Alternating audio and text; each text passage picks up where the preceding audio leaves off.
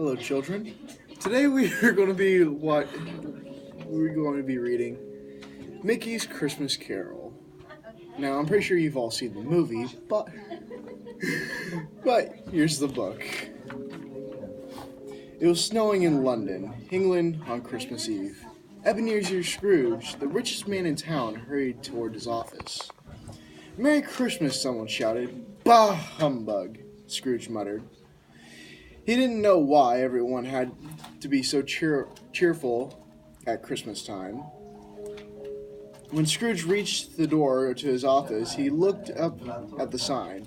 It read Scrooge and Marley, but Marley, the name, was crossed out.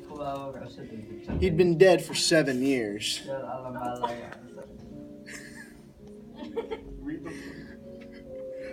Scrooge and Jacob Marley had tricked people who didn't have much into giving them money. They had gotten very rich and hadn't cared that they'd been unfair. Scrooge cackled as he thought of all his money. Bob Cratchit, Scrooge's clerk, was just about to throw a piece of coal into the stove when Scrooge walked in. "What are you doing?" Scrooge growled. "I was just trying to thaw out the ink," Bob replied. He gave his boss a small, hopeful smile. Scrooge knocked the coal out of Bob's hand and scowled. "You used a piece last week. Get back to work," he said. Bob quickly turned back to his desk. After a few moments, Bob snuck a glance at his boss. Then he said, Speaking of work, Mr. Scrooge, tomorrow's Christmas, and I was wondering if I might have the day off." Scrooge was silent for a long time. "Very well," he said, "but make sure you come in early the day after." Scrooge hung up his jacket and hat. He sat down at his desk and began to count his money. "Money, money, money," he crowed. Suddenly, the door burst open. A young duck carrying a wreath walked in. "Merry Christmas," the man said. It was Scrooge's nephew, Fred. "Christmas," Scrooge scoffed. "Bah, humbug." Fred walked up to Scrooge's desk and gave him the wreath, and he thought the office could use some holiday cheer. "Uncle, I've come to invite you to Christmas dinner tomorrow," Fred said with a smile. "Oh," Scrooge asked as he came out of behind from his desk. "And will there be plum pudding and sugar cakes and plump roast goose?" "Oh, yes," Fred replied. He nodded his head and smacked his lips. "You know, I can't eat that stuff. Now get out." Scrooge got up and opened the door. He hung the wreath over Fred's neck and pushed his nephew out into the cold. As Scrooge walked back to his desk, the door opened again. Fred smiled and hung the wreath on the inside doorknob. Then he closed the door. Later that night, as Scrooge walked home, he had a strange feeling that he was being followed. When he reached the front door, he looked at his knocker. It was a lion's head, but Scrooge stared at it and began to change before his very eyes. Suddenly, Scrooge was looking at a face of his old partner, Jacob Marley. "Ah!" Scrooge yelled.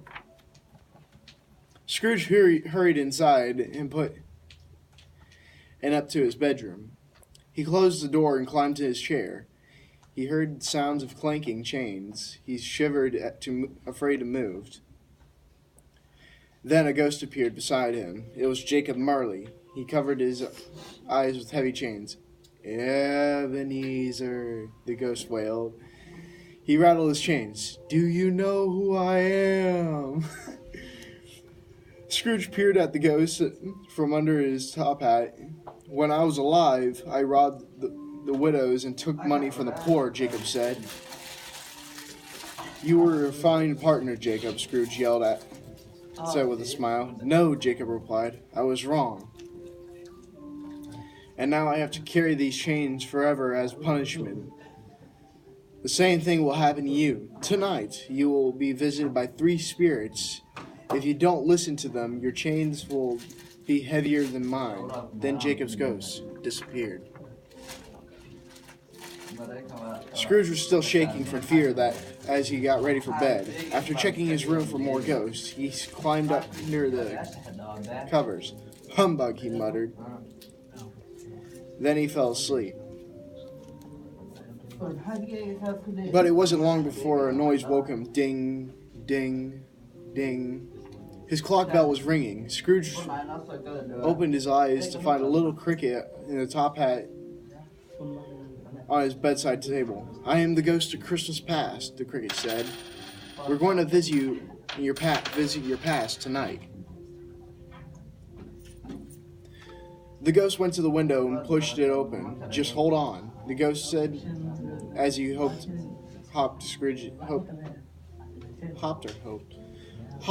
into Scrooge's hand. Scrooge did as the cricket said, and they flew out into the darkness. The city passed slowly beneath them as they flew high above the snow-covered rooftops. The first stop Scrooge and the ghost Christmas past made was at a little shop. A party was taking place inside. Scrooge looked through the window. "It's old Fezziwigs," he exclaimed. He saw his old boss and many of his dearest friends laughing and dancing inside.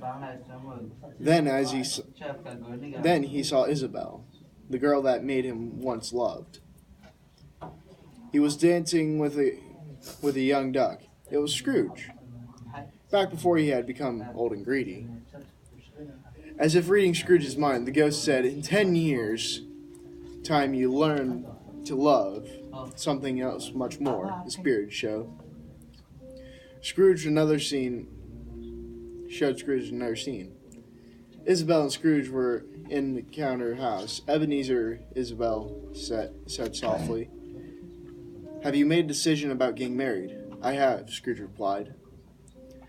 "The last payment on your cottage was late." Then he told her he was taking the cottage away. Isabel began to cry. As Scrooge watched, he shook his head. "Remember, Scrooge," the ghost said, "you made these memories." Scrooge found himself back in his bed again. Then he heard a loud voice say, "I am the ghost of Christmas present." Scrooge looked up and saw the giant. The giant lifted him up and carried him out into the night. He brought Scrooge to a shabby little house. Through the window, Scrooge saw Bob Cratchit and his family. They were having Christmas dinner. On table sat the smallest bird Scrooge has ever seen. "Surely they have had more food than that," he whispered. Then a smaller boy hobbled into a room on a crutch. "His name is Tiny Tim." Tiny Tim looked out to the meal at the table. "We must thank Mr. Scrooge," he exclaimed. Scrooge turned around and asked about Tiny Tim, but the ghost was gone. He was all alone in the graveyard. Suddenly, saw a dark figure. "Are you the ghost of Christmas future?" Scrooge asked. The ghost was silent. He pointed to the gravestone. Scrooge saw that Cratchit family without Tiny Tim. They were near his grave, crying.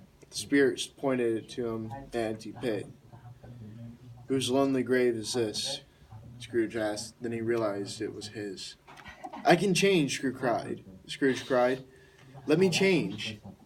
Suddenly, Scrooge was in bed again. He ran to the window and looked outside. The sun was shining. The streets were covered with snow. Christmas bells were ringing. "It's Christmas morning," he cried. "The spirits have given me another chance." He pulled on his hat and coat and ran outside. "Merry Christmas," he called to everyone as he passed. He saw his nephew, Fred, on the street. "I am looking forward to the wonderful meal of yours," he called as he ran by. Bob Cratchit heard a loud knock on his front door. He opened it to find Mr. Scrooge on the step holding a large bag. Scrooge dumped the sack onto the floor. Dozens of toys fell out.